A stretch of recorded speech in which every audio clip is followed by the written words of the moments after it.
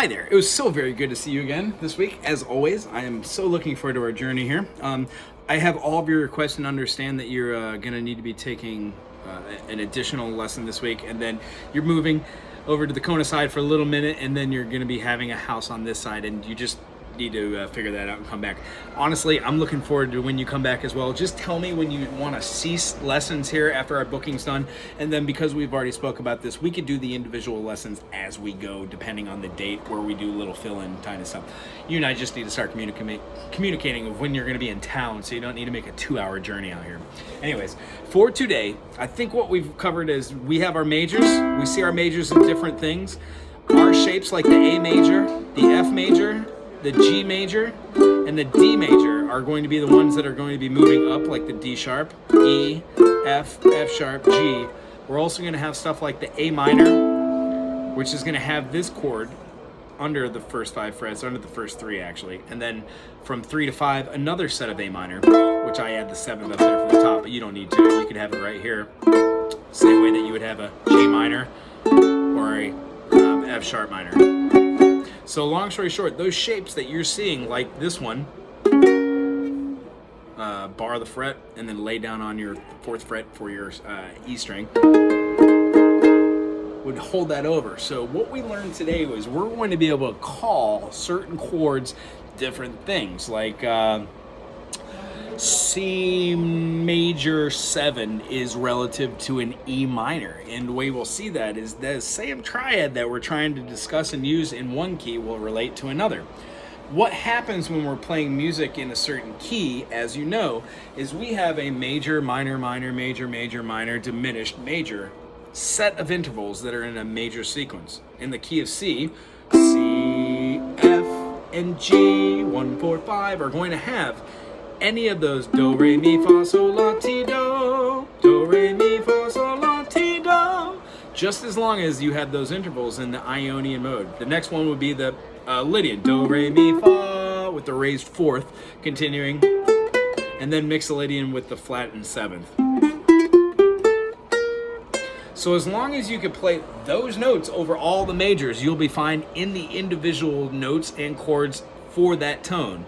However, if you're trying to find out what chords and tones are relative that you could use over all of them, the answer to that question is by playing your do, re, mi, fa, sol, la, ti, do, or do, do, do, do, do, do, do, do, 1, 2, 1, 2, 1, 2, or 1, 2, 3, 1, 2, 3, 1, 2, 3, 1, 2, 3, 1, 2, 3, 1, 2, 3, 1, 2, 3, 1, 2, 3, 1, 2, 3, 1, 2, 3.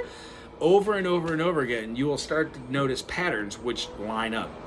Something that I didn't get into today that I wanted to is if you think in enharmonic tones or diatonic tones, the closest I could get to being able to say definitively to answer your question, do I know that I'm playing in pentatonic and do I use that often? The answer is yes, because in the course of C, F, and G, I would be using relative pentatonics for all of my relative minors for those. So when I'm playing in the key of C, I could also play in the key of A minor. When I'm playing in the key of F, I could play in the key of D minor. Thusly, when I'm playing in the key of G, I could play in its relative minor, the E minor.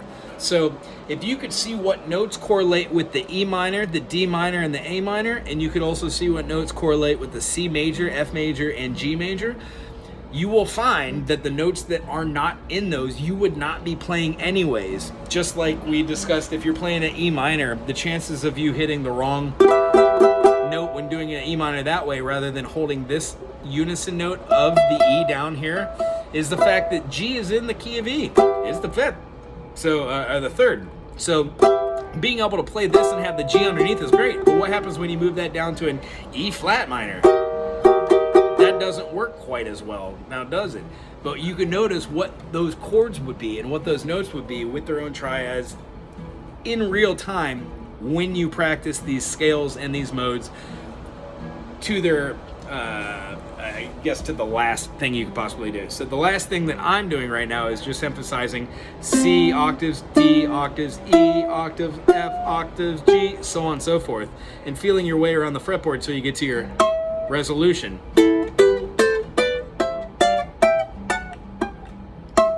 Working on those different little finger movements that let you do like a C major, to a C major 7 to an F major to an F minor. Let's say it was just C major to a C major 7, F major to an F minor.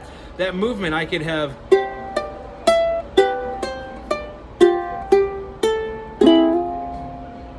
and underneath that I could also do something like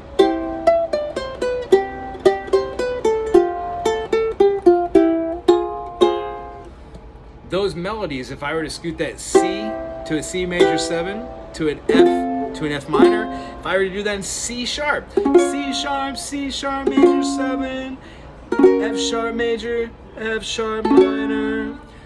Once you realize that you're just fundamentally moving up the tones at which your fingers sit at, you could then choose to put your melodies wherever you want. And what I guess the best answer to this question is start off seeing your scales from light to dark, utilizing them. So in any major chord you have in any key, if it's a 1, 4, 5 in the key of A, you know that you're going to be able to be playing your A, D, and E in majors, which means your Ionian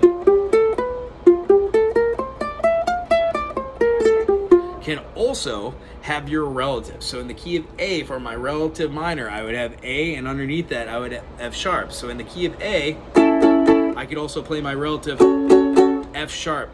I'm sorry, that was wrong. A, F sharp. And every note inside of that relative F sharp will work in a pentatonic. So the pentatonic for both of those work over the top. Why? Because you've got your 1, your 2, your 3, your 1, what is that? 1, 2, 3, 4, 5, and 6.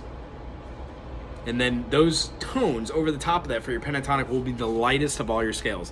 Then comes the Ionian mode, then comes the Lydian mode, then comes Mixolydian, then comes Dorian, then comes Phrygian, then Aeolian, and then Locrian, and then you have your alt and your augmented, like super alt dominant or alt Lydian. Long story short, that's a lot of modes to get into.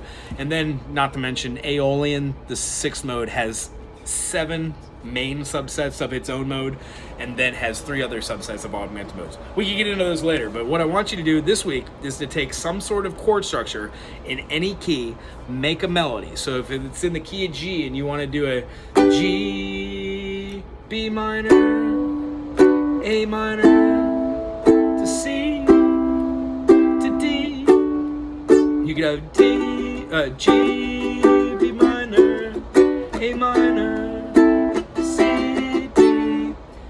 in that, if you're playing the G, that same chord progression can be played in A, going from A.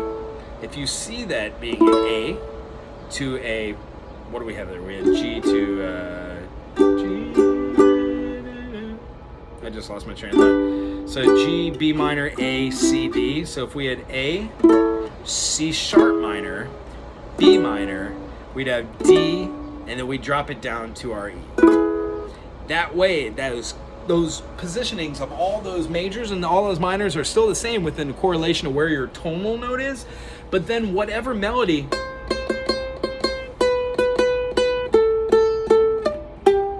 can be done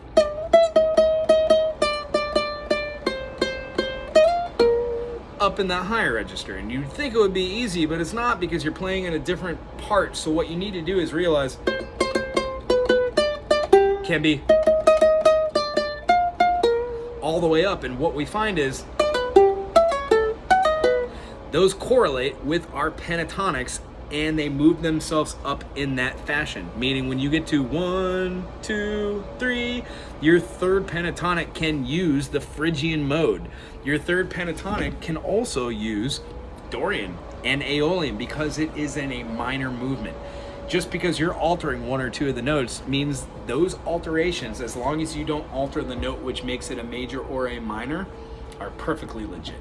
We'll talk about those chord structures and how to build more, but maybe this week, take any key, put 4 chords together, play a little melody over the top, modulate that to a new chord, and play the same exact melody in that chord, just to be familiar with transposing melodies. That's it. I hope you really enjoyed today's lesson. I really enjoyed seeing you. I will see you to wrap up this booking on the 5th, and then the next lesson after that we can do individually on the 8th. I think we worked it out at 240. I don't know. I'm gonna have to get to you and text you about that. Anyway, it's good seeing you. I'll see you next week. Aloha.